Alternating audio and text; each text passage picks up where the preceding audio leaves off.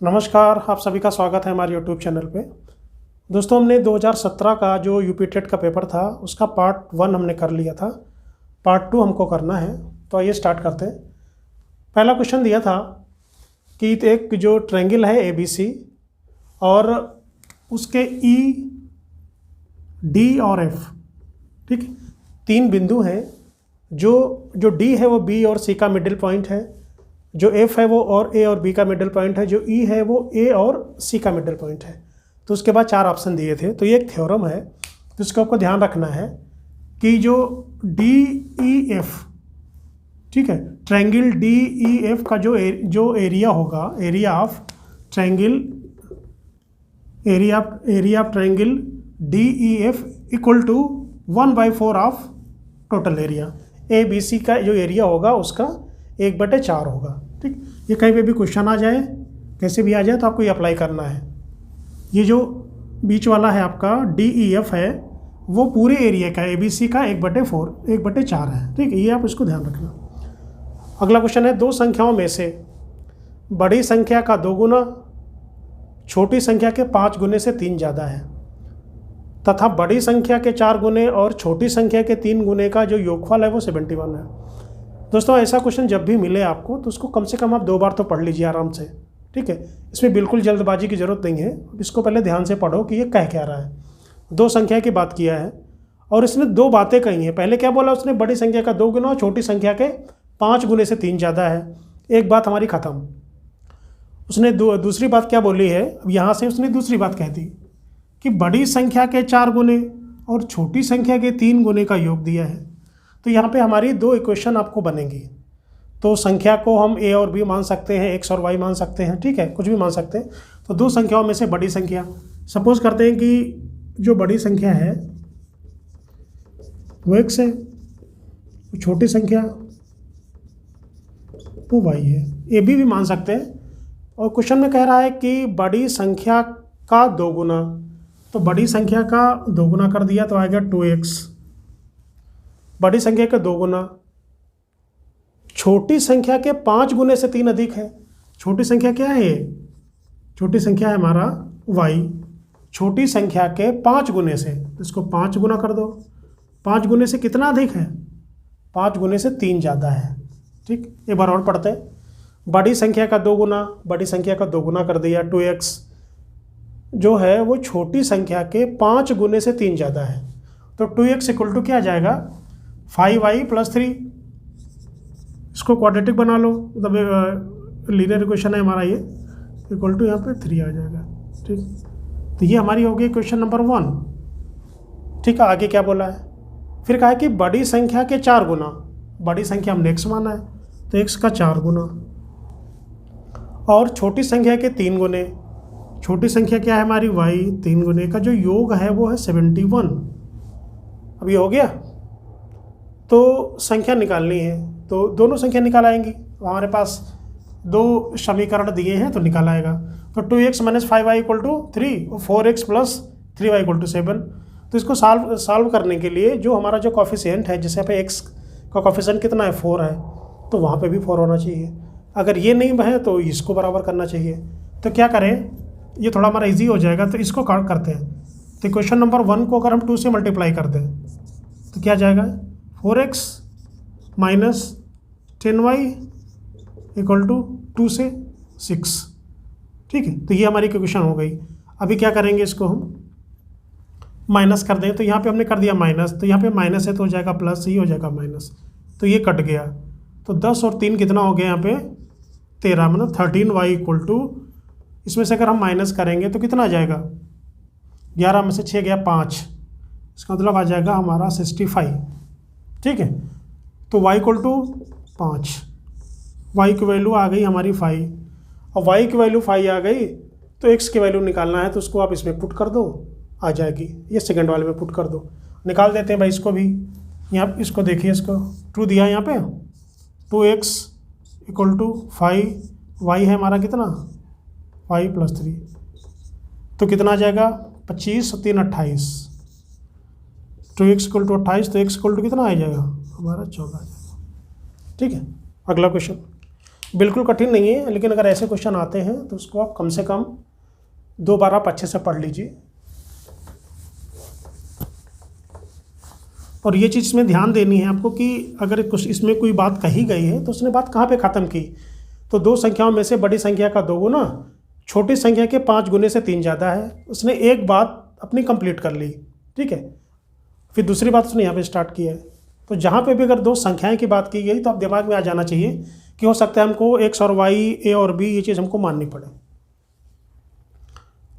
2 संख्याओं का अंतर तथा गुणनफल 5 और 36 है, तो व्युत्क्रमों का अंतर निकालना है। पहले भी बता चुके।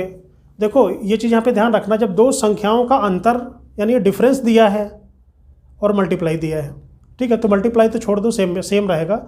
अगर 2 संख्याओं का अंतर यानी डिफरेंस दिया है तो यहाँ पे क्या पूछेगा, वो व्युत्क्रमों का अंतर पूछेगा, ये ध्यान रखना।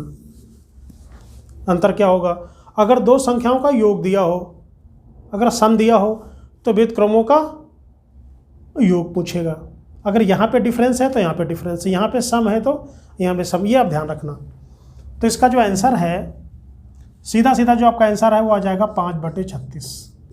ये मैं पहले भी करा चुका हूँ कि इसको कैसे कराना है, तो देख लीजिए। तो करा ही देता हूँ। थोड़ा अंतर और गुणनफल दिया है, तो अंतर क्या है हमारा, a - b = 5 दिया है, और इसका जो मल्टीप्लाई है ab वो कितना दिया है, 36 दिया है। तो इसको डिवाइड करिए आप, a/ab माइनस b/ab = 5/36। तो यहाँ पे क्या आ जाएगा, 1/b minus 1/a, 1/b minus 1/a आ जाएगा = 5/36 आ जाएगा, ठीक। तो दोनों संख्याओं का अंतर निकला है यहाँ पे। तो ये आपको नहीं करना है, आप सीधे लिख दीजिए। अगर यहाँ पे अंतर है तो यहाँ पे अंतर, यहाँ पे योग है तो यहाँ पे योग आ जाएगा। क्वेश्चन दिया कि 5 सेंटीमीटर भुजा वाले एक घन के सभी फलकों पर, हाँ ये इंपॉर्टेंट है, थोड़ा सा इसको आप ध्यान रखिए, ठीक है। चलो कर लेते इसको। 5 सेंटीमीटर भुजा वाले एक घन के सभी फलकों पर रंग लगाया गया। कोई घन है, उसकी भुजा 5 सेंटीमीटर है, तो घन का जो पृष्ठ होता है वो 6a² होता है, और घन का जो वॉल्यूम होता है वो a³ होता है। इसे 1 सेंटीमीटर के घनों में काट दिया गया। इससे पहले भी हमने क्वेश्चन कराया था कि काटने के बाद कितने होंगे, ऐसा तो इस तरह का क्वेश्चन था कि 5 125 था, उसको 5 से हमने काट दिया था, फिर जो आया था उसका क्यूब हमारा आंसर हो गया था। इसको काट दिया गया और इसके सभी फलकों पर रंग लगाया जाता है। उसके बाद कहा अगर इसे 1 सेंटीमीटर के घनों में काटा जाए, जो 5 है, ये पहले 5 सेंटीमीटर का था, उसको 1 में अगर काट दिया जाता है तो कितने घनों पर केवल एक ही फलक पर रंग होगा। ये पूछा कि कितने घन ऐसे होंगे जिन पे केवल एक ही फलक पर रंग होगा। तो इसका सीधा सीधा फार्मूला x(n - 2) का होल स्क्वायर। क्वेश्चन वैसे रीजनिंग का है, ठीक है। जब डाइस वगैरह पढ़ेंगे तो उसमें आपको मिल जाएगा। 6 n कितना है, 5 - 2 का स्क्वायर, 6 5 - 2 3 का स्क्वायर, 3 3 का 9, 9 6 54, ये आपका आंसर आ जाएगा। चलिए अगला सवाल देखते हैं। क्वेश्चन कह रहा है कि ए और बी किसी काम को 12 दिन में, बी व सी किसी काम को 15 दिन में, और सी और ए किसी काम को 20 दिन में करते हैं। तो ए अकेले कितने दिनों में उस काम को पूरा करेगा, ठीक है। देखते हैं इसको। ऐसे क्वेश्चन में सबसे पहले हम क्या निकालते हैं कि 1 दिन का काम निकालते हैं कि अगर ए किसी काम को 10 दिन में करता है तो ए का 1 दिन का काम क्या हो जाएगा, 1/10। तो ए और बी किसी काम को 12 दिन में करते हैं, तो ए व बी का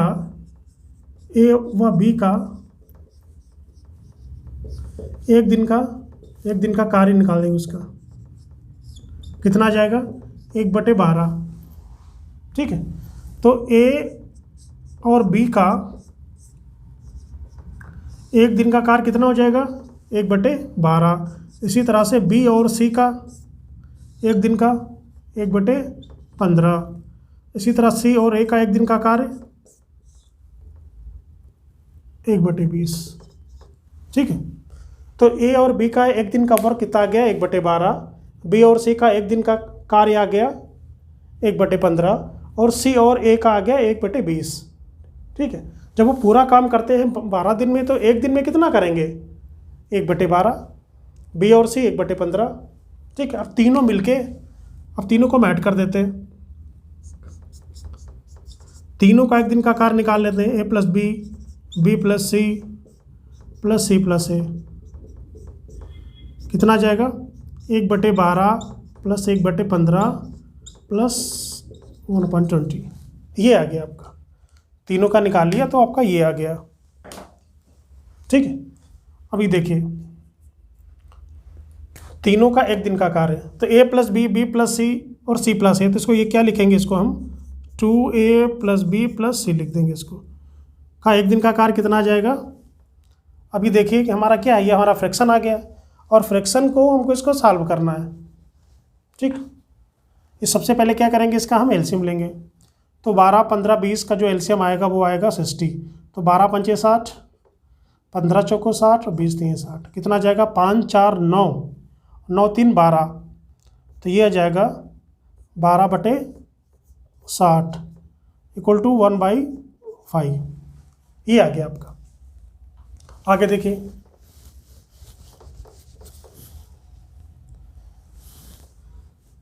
to A plus B plus C का एक दिन का कार्य कितना आ गया आपका? एक दिन का काम आ गया 1/5।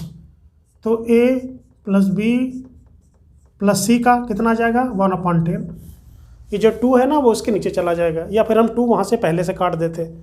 अगर काट देते यहाँ से 2 तो यहाँ पे 6 आ जाता, तो 1/10 आ जाता। तो ए प्लस बी प्लस सी का एक दिन का कार्य आ गया 1/10। हमको ए का निकालना है। अगर ए का निकालना है तो हम बी प्लस सी की वैल्यू रख दें। बी प्लस सी की वैल्यू कितनी है यहाँ पे? 1/15। तो ए का अगर हमको एक दिन का कार्य निकालना है तो 1/10 माइनस 1/15।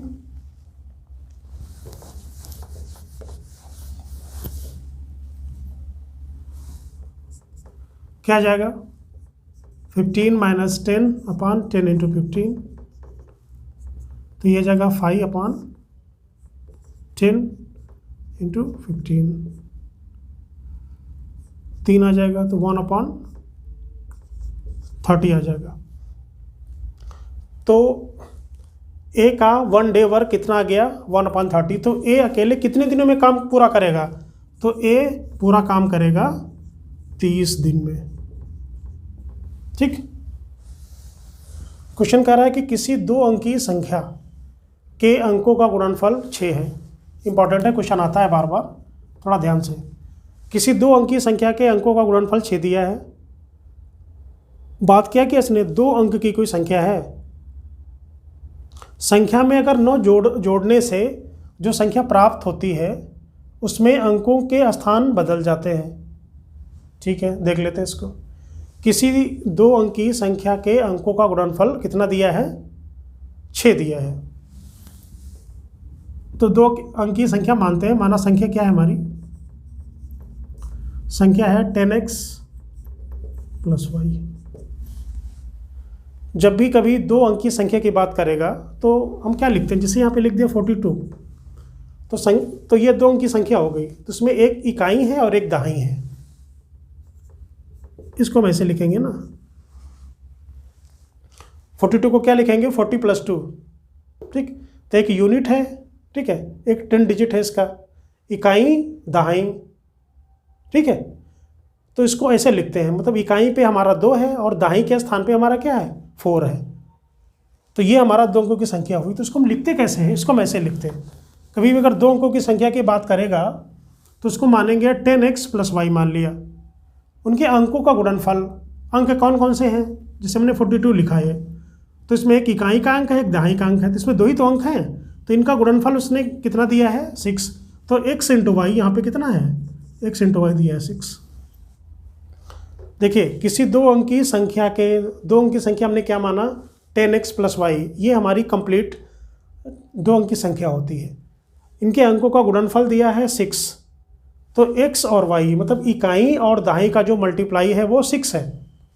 हो गया। आगे क्या है? आगे दिया कि संख्या में 9 जोड़ने से। अरे कौन सी संख्या में 9 जोड़ने से? इस संख्या में 9 जोड़ने से। संख्या है हमारा 10x प्लस वाई में 9 जोड़ने से। ठीक, ध्यान से पढ़िएगा।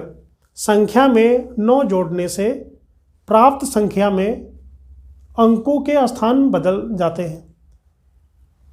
जब इस संख्या में हम 9 ऐड करेंगे तो कोई नई संख्या आएगी ना, तो जो नई संख्या आएगी तो उसके जो स्थान है वो बदल जाते हैं। बदलने का मतलब क्या है, अगर यहाँ पे लिखा है 10x + y, तो स्थान जब बदल जाएंगे तो 10y + x हो जाएगा ना, मतलब इकाई के जो स्थान है वो बदल जाते हैं। जैसे हमने 42 कहा, ठीक, इसके इकाई के अंक बदल दो तो 24 हो जाएगा। ये चीज़ यहाँ पे कही गई है कि अगर संख्या में 9 हमने ऐड कर दिया तो जो ये संख्या है ना, ये वाली जो संख्या है वो बदल जाती है। तो 10x + y है तो 10y + x हो जाएगी। ठीक, इकाई के स्थान पे दाई आ जाएगा, दाई के स्थान पे इकाई आ जाएगा। ये हो गया। और एक आपको दिया है, संख्याओं का गुणनफल दिया है और आपको ये दिया हुआ है, तो संख्या ज्ञात करनी है। ठीक, यानी ये संख्या ज्ञात करनी है। देखिए, तो इधर हमने 9 कर लिया तो 10y + x - 10x - y कर लिया। ये 10x + y को हम इक्वल टू के उस तरफ लेके गए, तो ये 9 इक्वल टू क्या आया यहाँ पे, 10y से माइनस का y करेंगे तो 9y आ जाएगा, -9x आ जाएगा। ठीक, या फिर 9y - 9x = 9, तो y - x = 1। 9 हमने कॉमन ले लिया, इधर हमारा 1 आ गया। और दूसरी संख्या क्या है हमारा, y - x = 1 है और xy = 6 है, या yx = 6 कर लो, बात तो वही है। x × y लिखें चाहे y × x लिखें, तो ये दो चीज़ें हमको मिल गई। ठीक, अब अगर हमको आगे सॉल्व करना है तो y - x की वैल्यू दिया है तो y + x की वैल्यू निकालने के लिए क्या करेंगे, y - x का होल स्क्वायर = जो हमने पिछले में किया था। लेकिन यहाँ पे ज़रा देखो, y - x 1 है और दो संख्याओं का जो डिफरेंस है वो 1 है और मल्टीप्लाई क्या है वो 6 है। तो संख्या क्या हो सकती है, देखो, अगर हमने y को हमने मान लिया 6 के फैक्टर कर दीजिए आप, 3 × 2 कर दिया हमने। अगर हमने मान लिया कि जो y है वो हमारा 3 है और x हमारा 2 है, तो देखिए ये जो कंडीशन है वो फॉलो हो रहा है कि नहीं हो रहा है। अगर हम y = 3 रख दें, x = 2 रख दें, तो 3 - 2 1 आ रहा है और 3 को 2 से मल्टीप्लाई कर देंगे तो भी 6 आ जाएगा। तो हमको उसके आगे, इसको हमको सॉल्व करने के लिए इसको हमको आगे नहीं करना पड़ेगा, हमारा टाइम बच जाएगा। तो यहाँ से हम ये कह सकते हैं कि y हमारी 3 है और x हमारा 2 है। तो यहाँ पे पुट करो आप, 10, x कितना है 2 है, y कितना है 3 है, तो 20 + 3 संख्या क्या आ गई आपकी 23 आ गई। क्लियर। एक बार और मैं रिपीट करता हूँ इसको, किसी 2 अंकी संख्या के, कभी भी 2 अंकी संख्या की बात करेगा तो 10x + y मान लेंगे या 10a + b मान लेंगे। उसके बाद उसका जो मल्टीप्लाई वो 6 है, तो जो मल्टीप्लाई की बात करता है तो हमेशा इसका इकाई और इसका दहाई, इसको हम मल्टीप्लाई कर लेते हैं। फिर उसने बोला कि अगर संख्या में जो हमारी पुरानी संख्या थी उसमें अगर हम 9 ऐड कर देते हैं तो जो संख्या है वो बदल जाती है, मतलब उल्टा हो जाती है। क्या बोला, उनके अंकों के स्थान बदल जाते हैं। अंकों का मतलब क्या है, जो इकाई पे है वो दहाई पे आ जाएगा, जो दहाई पे वो इकाई पे आ जाएगा। तो हमने इसको बदल दिया, तो 10x + y था, इसको हमने 10y + x लिख दिया, फिर सॉल्व कर लिया। यहाँ पे हमने थोड़ा सा कॉमन सेंस लगाया कि इसको हमको आगे सॉल्व नहीं करना है, कि अगर यहाँ पे मल्टीप्लाई 6 है और डिफरेंस 1 है तो एक संख्या 3 मान लेते, एक 2 मान लेते, तो 3 - 2 1 आएगा, 3 × 2 6 आ जाएगा। तो y = 3, x = 2, तो आंसर हमारा आ गया 23। ठीक, ये उसने संख्या पूछी है, मूल संख्या। अगर ये कहता कि जो बदली हुई संख्या है वो क्या आएगी, तो बदलने पे क्या बना था हमारा 10y + x बना था, 10y + x बना था। अगर ये पूछ देता कि उनके स्थान परिवर्तन के बाद जो संख्या बनी थी, तो यहाँ पे वैल्यू पुट कर दो, y = कितना आ जाएगा 3, और ये हमारा कितना है 2, तो 30 और 2 32, तब 32 आ जाता। अगर यहाँ पर 23 था तो उसका उल्टा क्या आ जाएगा 32 आ जाएगा।